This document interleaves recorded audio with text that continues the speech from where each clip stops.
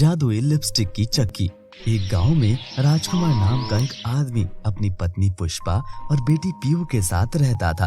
वो बहुत ही अमीर था, मगर उसमें अमीर होने का जरा भी घमंड नहीं था। न ही वो कभी किसी को नीचा दिखाया करता था।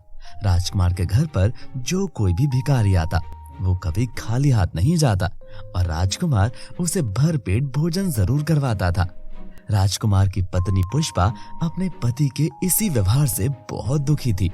वो बहुत कंजूस स्वभाव की थी। एक दिन पुष्पा राजकुमार से कहती है, मुझे तो समझ नहीं आता है कि आप अपनी मेहनत की कमाई को ऐसे इन दो कौड़ी के लोगों में कैसे बांट देते हो। आप इस बात के लिए जरा भी नहीं सोचते हैं कि उस पैसे को कमाने में आपने कितनी मेहनत की है। आज तक जितने भी भिखारी हमारे घर आए हैं, आप उसे पैसे तो देते ही हो और उसे खाना भी खिलाते हो। क्या ये सब करना जरूरी है? पुष्पा, हमें तो भगवान का एहसान मानना चाहिए कि भगवान ने हमें इस लायक बनाया है कि हम मांगकर नहीं खा रहे हैं, बल्कि लोगों की सेवा कर रहे हैं। और भगवान ने हमें इसीलिए ही इतना काबिल बनाया है ताकि हम गरीब लोगों की मदद कर सके। सोचो, अगर हम गरीब होते तो। देखो, मैं जानती हूँ कि अगर हम गरीब होते तो हमारी ऐसी मदद कोई भी नहीं करता, जैसे कि आप करते हो। अपनी दौलत फालतू में उड़ाते हो। मैं तुमसे कह देती हूँ, अपनी ये आदत छोड़ दो, वरना एक दिन सड़क पर आ जाएंगे हम। अपने मम्मी और पापा को लड़ता देख पीहू वहाँ पर आ जाती है और अपने पिता से कहती है, पिताजी, अब आप दोनों लड़ना बंद भी करिए ना। याद नहीं है क्या आपको? आपने मुझे क्या वादा किया था कि आप आज मुझे मेला घुमाने के लिए ले जाएंगे। अरे बेटी, अपने पिता से कोई भी उम्मीद मत रखो, ये तुम्हें कहीं नहीं ले जाने वाले। एक काम करो तुम बेटी, अपने दोस्तों के साथ ही मेला घूमने के लिए चली जाओ, इन्हें तो बहुत काम होगा। अरे भाग्यवान, क्यों इतना गुस्सा कर रही हो? मैंने कब कहा कि मैं तुम्हें मेला घुमाने के लिए नहीं ले जाऊंगा? तुम दोनों तैयार हो जाओ, हम आज ही मेला घूमने के लिए जाएंगे। आप मेरे सबसे अच्छे पापा हो। मम्मी तो आप पर फालतू में ही गुस्सा कर रही थी। अच्छा, अब मैं तैयार होने जा रही हूँ। पुष्पा और पीहू दोनों तैयार होकर आ जाते हैं और तीनों मेले में घूमने के लिए चले जाते हैं।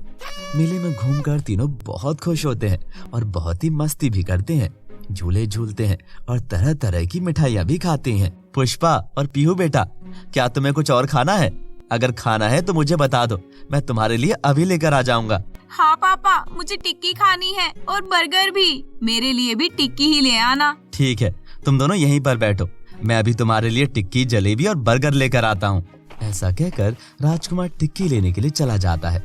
वापस लौटते हुए अचानक से उसके ऊपर एक झूला गिरने वाला होता है कि तभी एक छोटी सी बच्ची उसे धक्का देकर चोट लगने से बचा लेती है और बचाते हुए उस छोटी बच्ची को चोट आ जाती है। बेटी, तुमने मेरी जान बचाई। तुम कौन हो? तुम्हारे माँ बाप कहाँ हैं? अंकल, मेरा नाम अवंतिका है और मेरे माँ बाप नहीं है। मैं यहीं पर भीख मांगती हूँ। आपके ऊपर झूला गिरते देखा तो बस आपकी मदद की। बच्ची, तुम्हें चोट आ गई है, चलो मैं तुम्हें हॉस्पिटल ले चलता हूँ। अंकल, आप मुझे हॉस्पिटल ले जाने के बदले मुझे कुछ पैसे दे दो। मुझे बहुत जोर से भूख लगी है। 3 दिन से मैंने कुछ भी नहीं खाया। कुछ खा लूंगी। मुझे पैसों की नहीं बल्कि खाने की जरूरत है। अवंतिका की ऐसी हालत देखकर उस पर उसे बहुत दया आ जाती है और वो उसे अपने साथ चलने के लिए कहता है, बेटी, तुम मेरे साथ चलो, मैं तुम्हें पेट भरकर खाना खिलाऊंगा और आज से तुम मेरे घर पर ही रहना, मेरी बेटी बनकर। मैं तो इतनी गरीब और गंदी दिखती हूँ, कोई मेरे पास आता भी नहीं है और आप मुझे अपने घर ले जा रहे हो, वो भी अपनी बेटी बनाकर। क्यों अंकल? बेटी, क्योंकि तुमने मेरी जान बचाई है। तुम नहीं होती तो आज मैं भी नहीं होता और तुम भी तो मेरी बेटी की ही जैसी हो। और किसने कहा कि तुम गंदी दिखती हो? तुम तो कितनी सुंदर और कितनी प्यारी हो। चलो अब मेरे साथ मेरे घर चलो। नहीं अंकल, आपके परिवार वाले मुझे नहीं अपना पाएंगे। आप तो मुझे अपनी बेटी मान लेंगे, पर उनका क्या? नहीं अंकल, मैं यही सही हूँ। भीख मांगकर अपना पेट भर लेती हूँ, यही ठीक हूँ मैं। नहीं बेटी, मैं तुम्हारी अब एक नहीं सुनूंगा। चलो तुम मेरे साथ चलो। वो उसे अपने साथ ले आता है। पुष्पा और पीहू अवंतिका को देखकर बहुत ही गुस्सा हो जाते हैं। पापा, ये कौन है? छी, ये कितनी गंदी है और कितनी बदबू आ रही है इसमें से। बेटा, ऐसा नहीं कहते हैं, ये भी तुम्हारी तरह ही है और इस बच्ची ने मेरी जान बचाई है। अब से मेरे साथ ही रहेगी। पर इसे आप अपने साथ क्यों रखना चाहते हो? आपकी जान बचाई तो इसका मतलब ये तो नहीं कि आप अपने गले में डाल लोगे इसे। इसकी शक्ल देखो कितनी गंदी है। छी। हाँ पापा, माँ सही बोल रही है। इसे पैसे देकर यहाँ से भगा दो। अपने साथ रखना जरूरी नहीं है। मैं जा रही हूँ अंकल। मैं आपके साथ रहकर आपको दुख नहीं देना चाहती। आपका परिवार मेरे आने से खुश नहीं होगा, इसलिए अच्छा है कि मैं यहाँ से चली जाऊँ। नहीं बेटी, तुम कहीं नहीं जाओगी, तुम मेरे साथ ही रहोगी। घर का मुखिया मैं हूँ और कौन घर में रहेगा और कौन नहीं, इसका फैसला मैं करूँगा। राजकुमार किसी की बात नहीं सुनता है और वो उसे अपने साथ अपने घर ले आता है। पुष्पा और पीहू उससे कभी भी प्यार नहीं करते, उसको हमेशा नीचा दिखाया करते थे। धीरे धीरे समय बीता और वो दोनों बड़ी हो गईं। अरे तू चुड़ैल, पता नहीं कैसे मेरे पति के गले पड़ गई। अपनी शक्ल देखी है, कितनी बुरी है, कोई तुझे देखे भी ना, इतनी बदसूरत है तू। अवंतिका रोने लगती है। तभी वहाँ पर राजकुमार आ जाता है और अपनी पत्नी से कहता है, पुष्पा, तुम अवंतिका को इतना बुरा बुरा क्यों कहती हो? उसने भला तुम्हारा क्या बिगाड़ा है? ये रंग उसे भगवान ने दिया है, इसमें उस बेचारी की क्या गलती है? जब से वो बेचारी इस घर में आई है, तुम उसे एक पल चैन की सांस नहीं लेने देती हो। अरे अपनी बेटी की तरह समझो ना उसे, वो भी तो तुम्हें अपनी माँ मानती है। आप चाहे कुछ भी कहो, मुझे ये जरा भी पसंद नहीं है। और मेरी बस एक ही बेटी है, पीहू। ये बस भिखारन थी और हमेशा मेरे लिए भिखारन ही रहेगी। अवंतिका अपनी माँ के मुंह से ऐसी बातें सुनकर घर से बाहर रोते हुए चली जाती है। वो रास्ते में बैठकर रोने लगती है कि तभी एक बूढ़ी औरत उसके पास आती है। बेटी, क्या तुम मेरी मदद करोगी? क्या तुम ये लकड़ी का गट्ठर मेरे घर तक ले चलोगी? मुझ बूढ़ी से ये गट्ठर उठाया नहीं जा रहा है, थोड़ी सी मदद कर दो बेटी। हाँ माँ जी, क्यों नहीं, मैं अभी उठा लेती हूँ। आप चलिए, मुझे बताइए कहाँ जाना है। अवंतिका उसे उठाकर उसके घर तक ले जाती है और उसके लकड़ी के गट्ठर को रखकर वहाँ से जाने लगती है। अम्मा ठीक है, अब मैं चलती हूँ। बेटी, जरा मेरी बात तो सुनो। तुम वहाँ पर बैठकर रो क्यों रही थी? क्या तुम्हें कोई परेशानी है? हाँ अम्मा, मेरे रंग रूप की वजह से मेरी माँ और बहन मुझे प्यार नहीं करती हैं और मुझे बुरा बुरा बोलती हैं। अपने साथ भी कहीं लेकर नहीं जाती हैं, कहीं उनकी बेइज्जती ना हो जाए।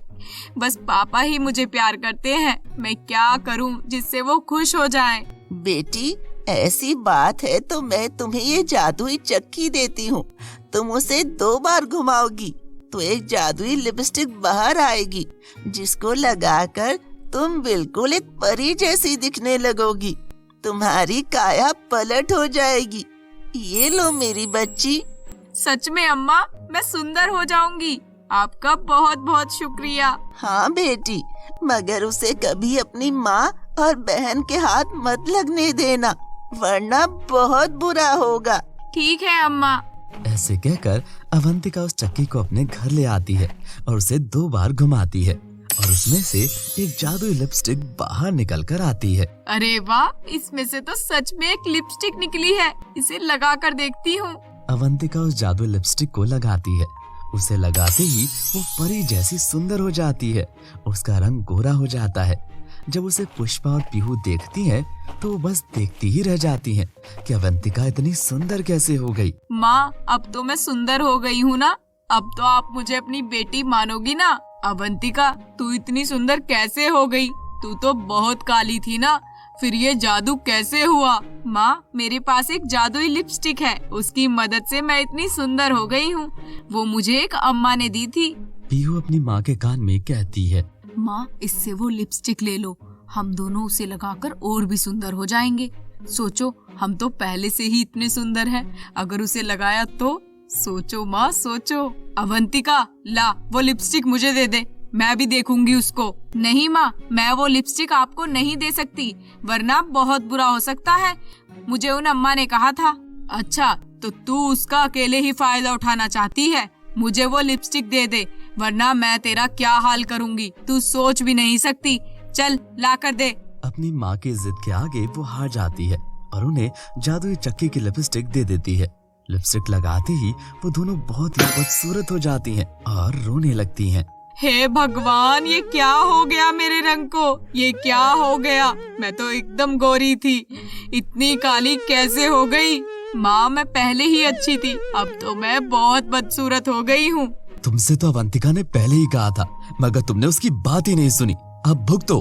बेटी, हमें पहले जैसा कर दे, हमें अपने किए का पछतावा है। तू हमें पहले जैसा ही कर दे। हमें नहीं होना और सुंदर, हम पहले ही अच्छे थे, अब तो हम और बदसूरत हो गए हैं। तू हमें बस पहले जैसा ही कर दे बेटी। हाँ अवंतिका बहन, तू कुछ तो कर। ये लिपस्टिक लगाकर तो मेरे होठ भी सूज गए हैं। माँ मैं तो बहुत बुरी लग रही हूँ, कुछ तो करो ना। बेटी माफ कर दे हमें, कुछ करके हमें पहले जैसा ही बना दे। माँ और पीहू, मुझे नहीं पता कि मुझे अब क्या करना चाहिए। हमें उन अम्मा के पास ही चलना होगा, वही कुछ कर सकती हैं। दोनों को अपने किए का पछतावा हो जाता है और अवंतिका बूढ़ी के पास जाकर उन्हें पूरी बात बताती है।